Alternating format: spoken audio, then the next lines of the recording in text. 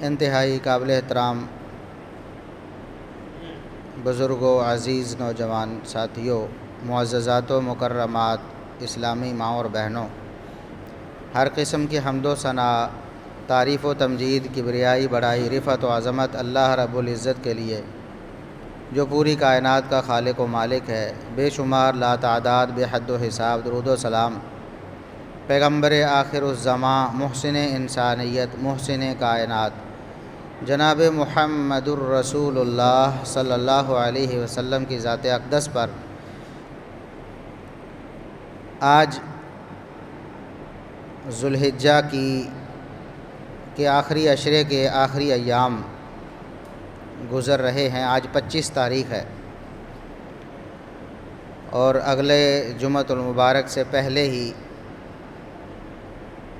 محرم الحرام کا چاند نظر آ جائے گا۔ محرم الحرام کی خصوصیت اسلامی مہینوں میں شرعی حوالے سے صرف اتنی ہے کہ یہ ان 4 مہینوں میں سے ایک مہینہ ہے جن کو اللہ رب العزت نے خاص شرف عطا فرمایا ہے۔ 4 مہینے ہیں جن کے بارے میں آپ بارہا سماعت فرما چکے ہیں۔ 3 مسلسل ہیں، ذوالقعدہ، ذوالحجہ اور محرم، اور ایک ان تینوں سے تھوڑا ہٹ کر ہے جسے رجب کہتے ہیں۔ ذوالقعدہ گزر چکا ہے، ذوالحجہ کے آخری ایام چل رہے ہیں۔ یہ ذوالحجہ کا مہینہ ہے جس میں ہم عید الاضحیٰ مناتے ہیں، جس میں حج کا فریضہ سر انجام دیا جاتا ہے، جس میں قربانی ہوتی ہے، اور آگے جو مہینہ شروع ہونے والا ہے چند دن میں اسے محرم کہتے ہیں۔ تو اسلامی کیلنڈر کے حوالے سے ترتیب دیکھی جائے تو پہلا مہینہ محرم الحرام کا بنتا ہے، جو کیلنڈر مسلمانوں نے بالاتفاق جسے رائج کیا اسلامی تاریخ کو نوٹ کرنے کے حوالے سے، تو محرم الحرام پہلا مہینہ بنتا ہے۔ لیکن حرمت والے مہینوں میں یہ تیسرا مہینہ ہے۔ ذوالقعدہ پہلے آتا ہے، پھر ذوالحجہ، پھر محرم، پھر رجب آتا ہے، اور رسول اللہ صلی اللہ علیہ وسلم نے یہی ترتیب بتائی۔ آپ نے فرمایا کہ اللہ رب العزت نے جب سے زمین و آسمان کو پیدا کیا ہے، سال کے 12 مہینے بنائے ہیں، اور ان 12 میں سے 4 مہینے حرمت والے ہیں، جن میں سے 3 مسلسل ہیں، پے در پے آتے ہیں بغیر وقفے کے۔ صحیح بخاری کے الفاظ ہیں، ذوالقعدۃ و ذوالحجۃ والمحرم۔ وہ 3 مہینے ذوالقعدہ، ذوالحجہ اور محرم۔ تیسرا نمبر ہے محرم کا ان حرمت والے مہینوں میں، اور چوتھا رجب ہے۔ باقی اس کے علاوہ محرم الحرام کی ایک اور خصوصیت ہے جو اللہ اور اس کے رسول صلی اللہ علیہ وسلم نے ہمیں بتائی ہے کہ اس مہینے میں اللہ کے ایک برگزیدہ نبی موسیٰ علیہ السلام، جن کا فرعون سے مقابلہ تھا، فرعون کی فوجوں سے، تو اللہ رب العزت نے اسی محرم کے مہینے میں یہ کرم اور احسان فرمایا کہ ایک عرصے سے فرعون اور آل فرعون جو مظالم کر رہے تھے موسیٰ علیہ السلام اور ان کے ماننے والوں پر، ان مظالم کا خاتمہ ہوا فرعون کے غرق ہونے سے اور اس کی آل کے غرق ہونے سے، اور موسیٰ علیہ السلام اور ان کی قوم کو آزادی ملی۔ یہ ایک خصوصیت ہے اسی مہینے کی، یعنی اسی مہینے کی تاریخ کا ایک حصہ ہے، اور اس حوالے سے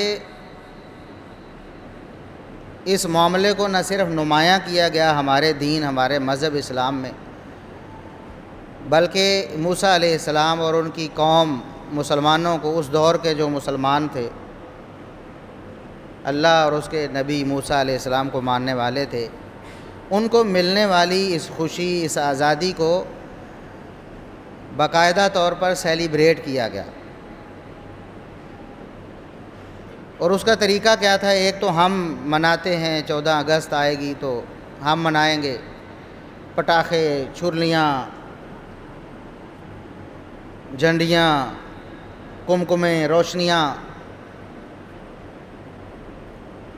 جس میں کچھ چیزیں ایسی بھی ہوں گی جو اسراف کے زمرے میں چلی جاتی ہیں، جس میں مال کا ضیاع بھی ہوتا ہے، فوائد کم اور نقصانات زیادہ ہوتے ہیں۔ ہمارے نوجوان لڑکے جو ہیں وہ باہر ہلڑ بازی کریں گے، روڈوں پہ نکلیں گے، ون ویلنگ کریں گے، ہوٹنگ کریں گے، شور مچائیں گے، بہت سے حادثات بھی رونما ہوتے ہیں۔ یہ ایک انداز ہے ہمارا سیلیبریشن کا۔ ہمیں بھی آزادی ملی ہے، اور قدرتی طور پر یہ کچھ عرصے میں محرم اور اگست ساتھ ساتھ آ رہے ہیں۔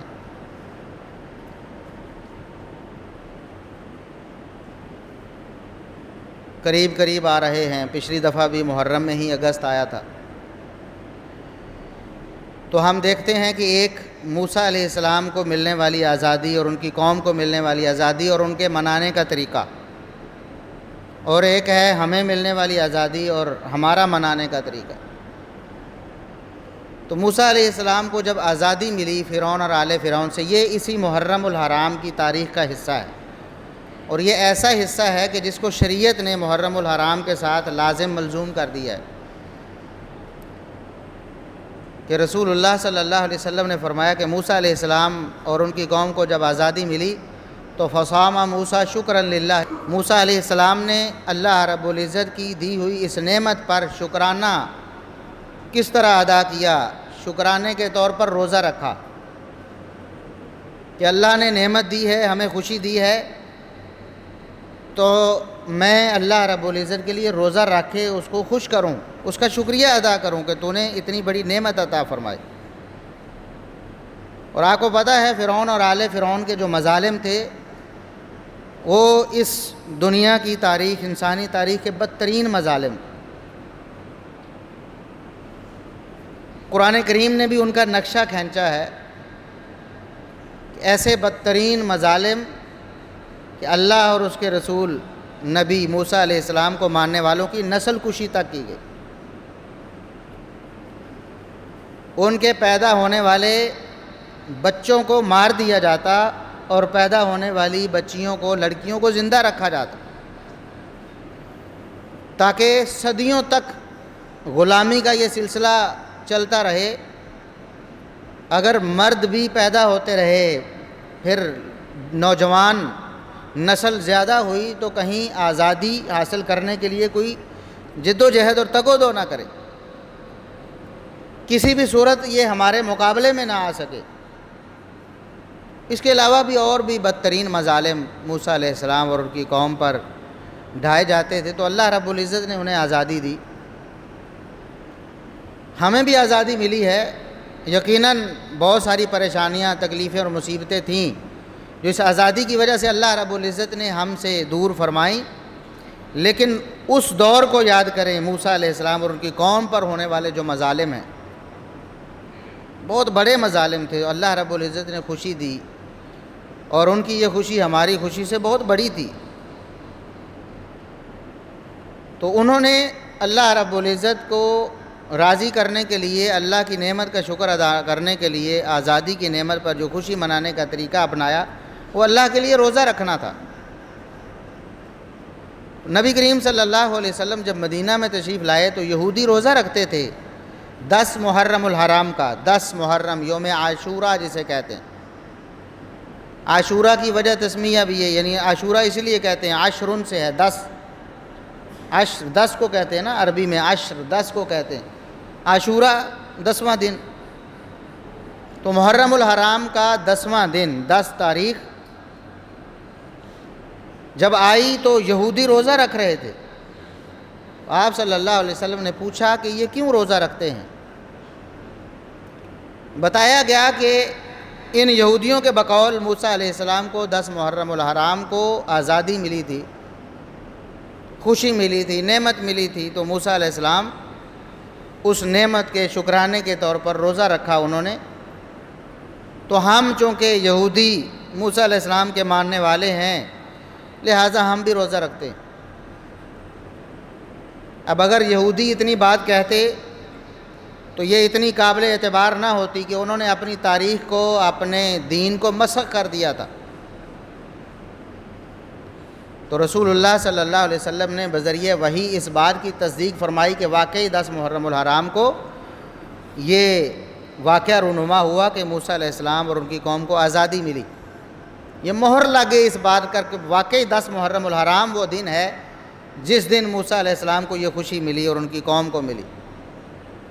لیکن نبی کریم صلی اللہ علیہ وسلم نے ساتھ میں یہ بھی فرمایا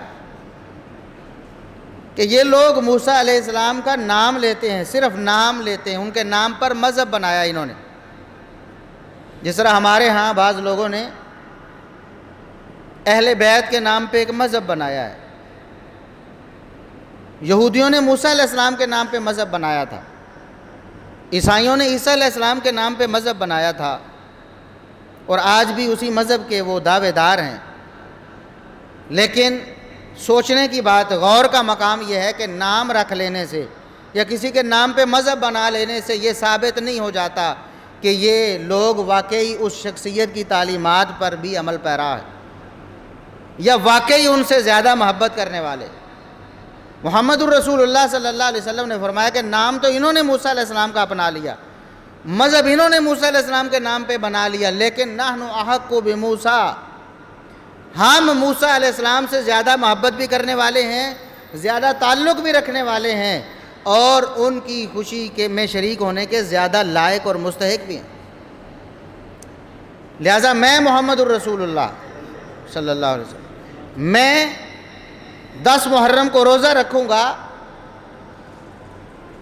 اور آپ صلی اللہ علیہ وسلم نے اپنے صحابہ کو بھی حکم فرمایا، اپنی امت کو بھی حکم فرمایا کہ وہ بھی 10 محرم کو روزہ رکھیں۔ موسیٰ علیہ السلام کو ملنے والی اس آزادی کی نعمت پر جس طرح انہوں نے خود شکریہ ادا کیا، ہم بھی اس خوشی میں شریک ہوتے ہیں اور اللہ کا شکر ادا کرتے ہیں، کیونکہ موسیٰ ہمارے ہیں، ان کی خوشی ہماری خوشی ہے، ان کو ملنے والی آزادی وہ ہمارے لیے خوشی کا باعث ہے۔ یہودی تو جھوٹے دعوے دار ہیں۔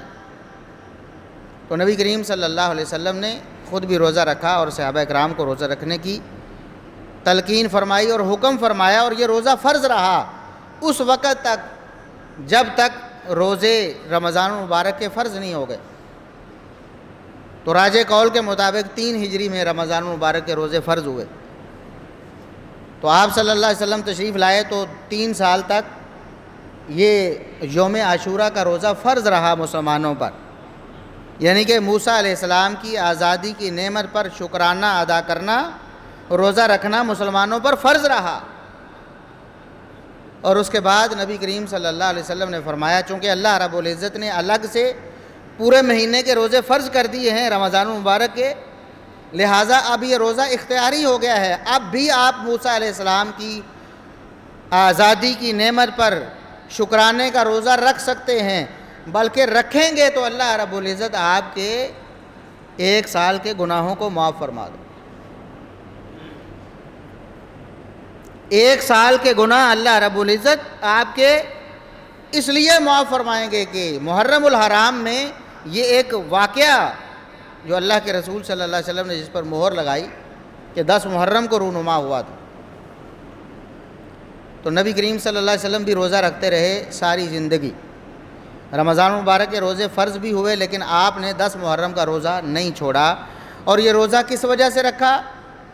موسیٰ علیہ السلام کو ملنے والی آزادی کی خوشی میں شکرانے کا روزہ رکھا، اور امت کو بھی حکم دیا کہ اب یہ فرضی تو نہیں ہے، نفلی ہے، لیکن رکھو گے تو اللہ رب العزت 1 سال کے گناہ معاف فرمائے گا۔